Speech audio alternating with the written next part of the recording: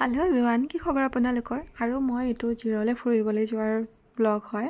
মই ঘৰলৈ যাওঁতেই তালৈকে ফুৰিবলৈ গৈছিলোঁ আৰু ফাৰ্ষ্ট টাইমত ILP বনোৱাৰ পিছত আমি গ'লোঁ অৰুণাচল, সোমালোঁ আৰু সোমোৱাৰ পিছতে একদম বৰষুণ এজাক আহিলে।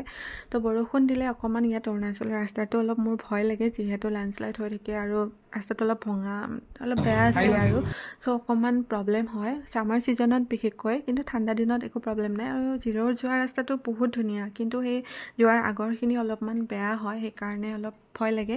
তো গৈ পাই ৰাস্তাতে আকৌ ভাবিলোঁ ভাতটো খাই লওঁ, পাছত বাৰু কি হয় নাজানো, থকাৰ জেগাটো চাব লাগিব। সেইকাৰণে অৰ্ডাৰ দিলোঁ আৰু থালিবোৰত একদম বইল চব মানে চব্জিবিলাক। তো চিকেন দিছিলোঁ, সেইটোও বইল দেখি খাবলৈ মন নগ'লে আৰু তো ৰিটাৰ্ণ কৰি হাজবেণ্ডে পৰ্ক কাৰী ল'লে মাছলা দিয়া, আৰু মই বেলেগ খালোঁ বাৰু।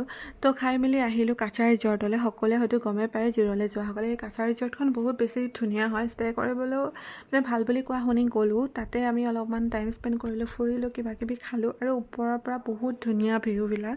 বটানিকেল গাৰ্ডেন আছে আৰু চিলড্ৰেনৰ কাৰণে বহুতেই সুবিধা, খেলা ধূলাৰ কাৰণে বহুত ভাল লাগে। কিন্তু থকাৰ কাৰণে মোৰ ষ্টে কৰিবলৈ মন নগ'লে, নাজানো হয়তো বতৰটো ডাৱৰীয়া কাৰণে সেনেকুৱা লাগিছিলে চাগে। কিন্তু আমি পিছত এখন বেলেগ ৰিজৰ্ট বুক কৰিলোঁ আৰু সেইখন বহুত ধুনীয়া আৰু নিজকে বহুত ছেফ ফিল হৈছিলে। আৰু সেইখনৰ ভিডিঅ'টো মই বেলেগ এটা ব্লগত দিম বাৰু, দেখাম আপোনালোকক। আৰু ৰাতি খানাটো তাতে গৈ খালোঁগৈ। আৰু কাছাৰ ৰিজৰ্টখনো খুবেই ধুনীয়া, আপোনালোকে যাব পাৰে ফুৰিবলৈ, ভিউবোৰ যিহেতু বহুত ধুনীয়া। তো নেক্সট ডে ভিডিঅ'টো ক'ত গৈছিলোঁ আপোনালোকক দেখাম বেলেগ এটা ভিডিঅ'ত। আজি বাই।